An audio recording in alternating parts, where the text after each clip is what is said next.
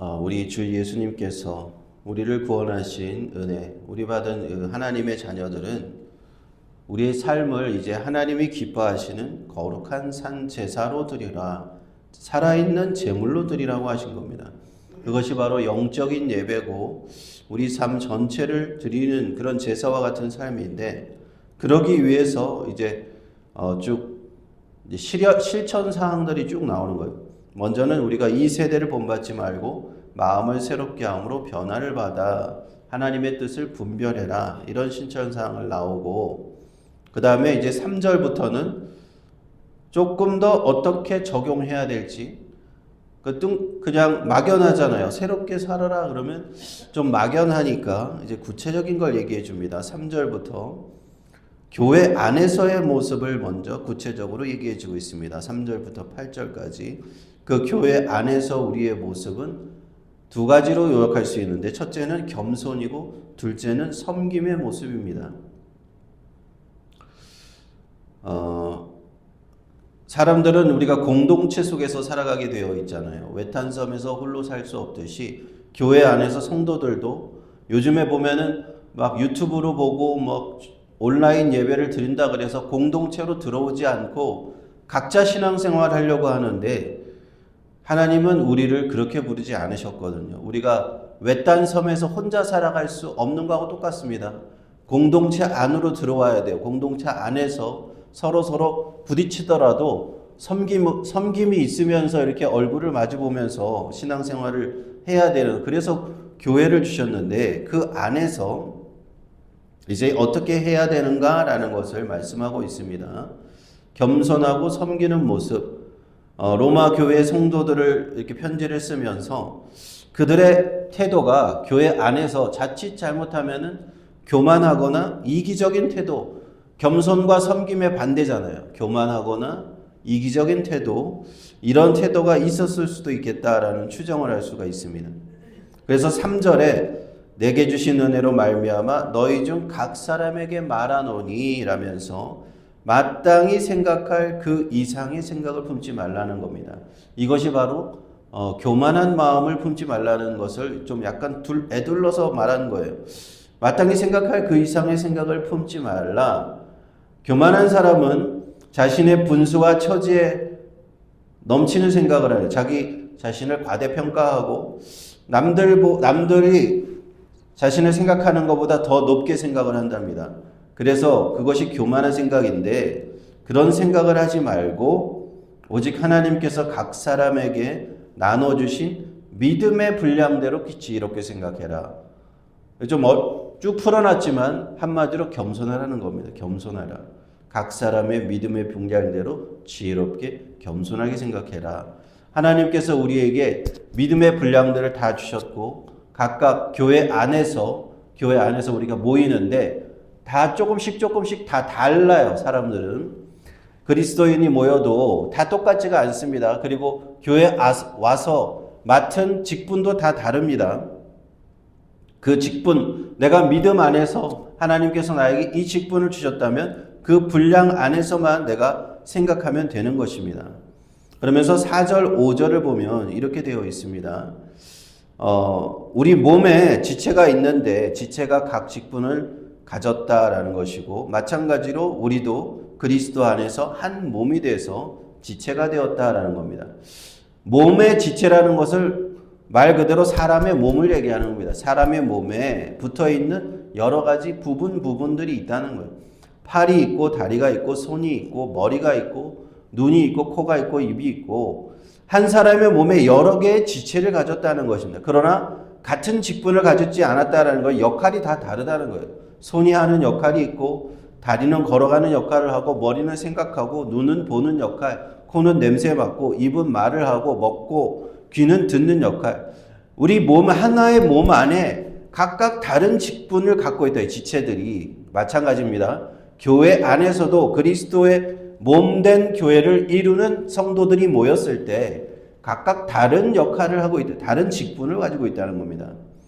몸에 붙어 있는 지체들이 손 이상의 생각을 할 필요가 없잖아요. 그냥 손의 역할만 하면 되죠. 다리도 그냥 다리의 역할만 하면 됩니다. 눈도 그렇고요. 교회 안에서도 마찬가지라는 거예요.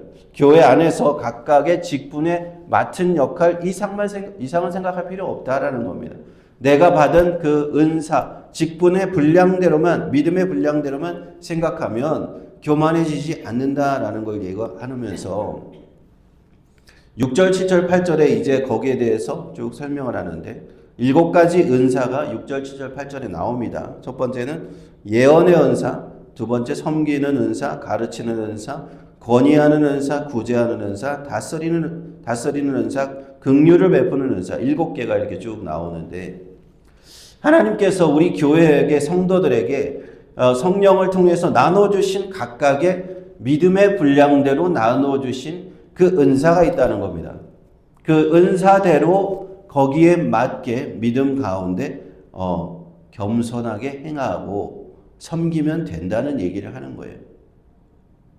먼저 예언의 은사인데 예언의 은사는 초대교회 당시에 예언자라는 그런 어떤 직분이 있었습니다. 지금은 우리가 뭐 선지자라고도 할 수 있고 예언자라고도 할 수 있는데 prophet이라고 한 영어로는 그렇게 번역할 수 있죠. 초대교회는 선지자로 활동하는 그 직분을 맡은 사람들이 있었어요. 이들이 하는 역할은 하나님의 뜻을 받아서 하나님께서 주시는 그 뜻을 성도들에게 전달하는 겁니다. 그 뜻은 미래에 일어날 일도 해당이 됩니다. 사도 바울에게 예언을 했던 선지자들이 있었죠. 예루살렘에 가면 결박을 당하고 고초를 당할 것이다. 각 지역 교회 선지자들이 그렇게 예언을 했었어요. 사도행전에. 그런 그 예언의 은사를 받은 사람, 그리고 꼭 미래에 일어날 일이 아니더라도 하나님의 뜻을 얘기해 주는 사람, 하나님 성도들 앞에 서서 하나님의 뜻은 이것입니다 라고 말씀해 주는 그런 은사를 받은 사람입니다. 그래서 오늘날의 교회에는 선지자라는 직분이 없습니다. 예언자라는 직분이 없어요. 그래서 이 직분에 해당되는 사람은 목사, 목회자가 될 거라고 보시면 됩니다. 하나님의 말씀을 성도들에게 전달하는 역할이니까 선지자는 지금으로 따르면 목회자다.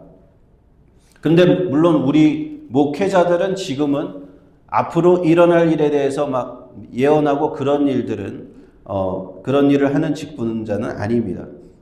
그런데 이 예언의 은사를 받고 하나님의 말씀을 전달하는 자들이 조심해야 된다는 거예요. 조심해야 돼요. 왜냐하면 교만해지기가 쉽다는 거예요. 하나님의 뜻만 전하면 되는데 순수하게 그리스도의 복음만 전하면 되는데 자꾸만 남들 앞에서 이렇게 말을 하는 역할을 주어지다 보니까 자꾸 하나님의 뜻이 아닌 자기 자신의 뜻을 전달하려는 그러한 유혹이 생길 수 있습니다. 그래서 뭐라고 되어 있냐면 예언이면 믿음의 분수대로 하라 이렇게 되어 있죠. 복음 안에서 내가 받은 하나님의 뜻 그 안에서만 말씀하라는 거예요. 내가 거기서 분수에 지나쳐서 예언하지 말라라는 얘기입니다. 분수에 지나쳐서 하나님의 말씀이라고 하면서 막 자기 얘기를 하고 자기가 뜻하는 자기 주장을 얘기하고 그러지 말라는 겁니다. 그리고 7절에 보면 섬기는 은사 이렇게 나오는데 섬기는 단어는 알 수 있죠. 우리가 이 단어가 사실은 헬라 시대, 그 유대 시대에는 노예에 쓰이는 단어예요. 종에게 쓰이는 단어입니다. 영어로는 service, serving이라고 번역이 돼요. 교회 안에서도 이 serving하는 그런 역할을 하는 은사의 그 담당자들이 있었는데 주로 초대교회는 집사들이 이런 역할을 했습니다.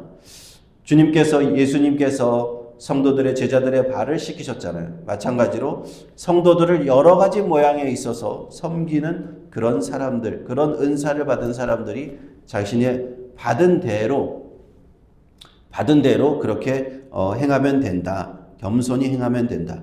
그리고 가르치는 자, 교사죠. 영어로 teacher입니다. 학생들을 가르치고 생활 방식을 가르치는 게 선생님이잖아요. 교회에서도 마찬가지로 가르치는 사람들이 필요합니다. 이 가르침의 은사를 받은 사람들이 있어요. 그래서 우리가 다가오는 다음 세대 학생들에게, 어린아이들에게 하나님의 말씀을 가르치는 그런 은사를 받은 사람이 이러한 일들을 해 주어야 되는 겁니다. 교회 안에서 우리가 전하지 않고 가르치지 않으면 복음의 진리가 전달되지 않잖아요. 나만 알고 있으면 뭐합니까? 내가 아주 하나님의 말씀을 잘 알고 신앙생활 잘했습니다. 그런데 하나님 나라 가기 전에 가르쳐야 될 거 아니에요. 우리 자녀들에게 가르치고 새로 교회에 들어온 새 신자들에게 이 말씀을 가르쳐야 돼요. 끊임없이 복음의 진리의 말씀을 가르쳐야 그들이 구원을 받지 않습니까? 그래서 가르치는 은사, 티처들이 필요하다. 그리고 8절에 보면 또 4가지가 나오는데 권위하는 은사. 권위하는 은사는 권면하는 거예요. 위로하는 그런 은사, 격려하는 은사를 그런 직분을 받는 사람입니다. 우리 교회 안에서도 이렇게 어려운 분들을 위로하는 특히 이제 우리 교회 현대 교회를 보면 권사님들에 해당할 수 있어요. 권사님이 왜 권자가 들었겠어요? 권면하라는 거죠. 권위하라는 겁니다.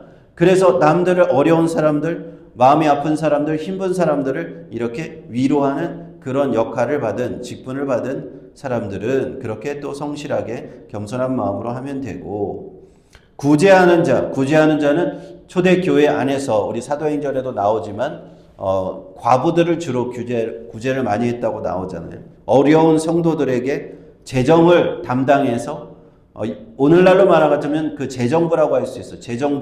재정부와 구제부가 좀 이제 섞여 있는 형태인데 매일매일 그들이 먹을 것과 입을 것을 교회 안에서 이렇게 나눠주는 역할을 한 겁니다.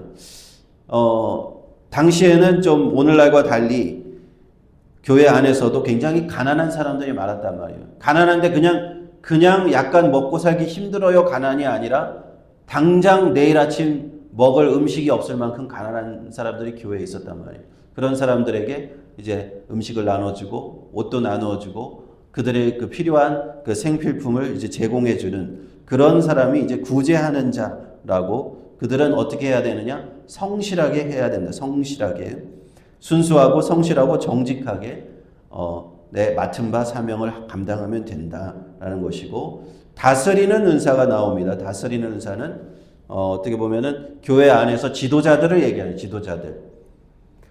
감독이나 장로나 목사나 현대 교회에는 이 장로교나 이제 감리교나 이런 시스템에서 보면은 목사, 장로, 감독 이런 직분을 받은 사람들이 지도자의 역할을 하는데 교회의 전반적인 일들을 감독하고 또 교회가 이렇게 해야 될 일들을 하나하나 챙기는 사람.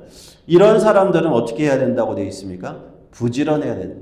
교회 지도자들은 부지런히 교회 일들을 돌아보고 성도들을 살펴라 하는 것이고요. 이제 마지막으로 긍휼을 7번째 마지막으로 긍휼을 베푸는 자 이렇게 나오죠. 이 긍휼을 베푸는 자가 조금 헷갈릴 수 있는데 구제하는 자와 긍휼을 베푸는 자도 똑같은 거 아닙니까? 근데 이 긍휼을 베푸는 자는 이제 조금 구제가 교회 재정을 그냥 이렇게 갖다 나눠주는 형편이라면 긍휼은 다른 사람의 어려운 형편을 특별히 돌보는 사람.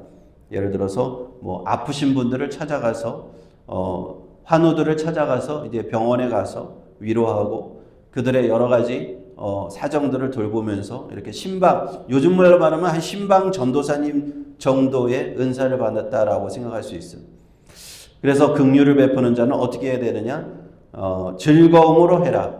즐거움. 내가 다른 사람의 어려움을 도와주고 어려움을 당한 성도를 위로하고 아픈 분들, 병원에 계신 분들 찾아가서 기도해주고 이런 것을 억지로 하지 말고 즐거운 마음으로 그렇게 해라. 그래서 7가지의 초대교회 은사를 이렇게 쭉 얘기를 해준 겁니다. 사도 바울은 우리 변화받는 성도들이 어떤 삶을 살아야 되느냐 그러면서 먼저 교회 안에서 얘기하는 교회 안에서의 생활을 얘기하는 겁니다. 당시에 교회 안에서 지금도 마찬가지지만 각각의 은사를 받은 대로 역할 분담이 있었던 겁니다. 교회 안에 지체들이 있었던 겁니다. 그러한 사람들은 교만한 마음을 갖지 말고 내가 받은 은사가 최고다라고 얘기하지 말고 서로 분량에 맞게 겸손하게 그것을 감당하라. 예언의 은사든 섬기는 은사든 각자 받은 은사대로 내가 겸손히 섬기면 되지. 내가 당신보다 낫소. 당신은 별거 아니요. 이런 마음 갖지 말라는 겁니다. 손은 손에 하는 역할이 있고 눈은 눈이 하는 역할이 있는 거예요. 역할을 줬을 뿐이지 손이 눈 보고 나는 너보다 낫다고 할 수 없고 눈이 손 보고 나는 너보다 낫다고 할 수 없잖아요. 각자 역할을 그리스도 안에서 겸손하게 변화된 마음으로 하나님 앞에 이렇게 섬기는 마음으로 자신의 은사대로 섬겨라. 그러할 때 그리스도의 몸을 우리가 교회를 세워간다. 그것이 바로 12장 1절에서 말했던 하나님 앞에 드려야 될 거룩한 산 제사라는 거예요. 영적 예배라는 겁니다. 이것을 혼자 드리는 것이 아닙니다. 그리스도의 공동체는 혼자서 이러한 산 제사를 드리는 게 아니에요. 이게 다른 사람과 연결되어 있는 거예요. 다른 사람과 교회 안에 와서 다 연결되면서 내가 이 사람들을 섬기고 어려운 사람들 섬기고 구제하고 저런 사람들을 이렇게 도와주고 하면서 이것이 나타나는 것이지 혼자서 외딴 섬에 떨어져서 나는 신앙생활을 합니다 라면서 도 닦듯이 그렇게 신앙생활을 하는 게 아니라는 것을 이제 성경은 우리에게 보여주고 있습니다. 이렇게 할 때 우리가 하나님 앞에 올바른 모습으로 기뻐하시는 그러한 뜻대로 나아갈 수 있는 줄로 믿습니다. 기도하겠습니다.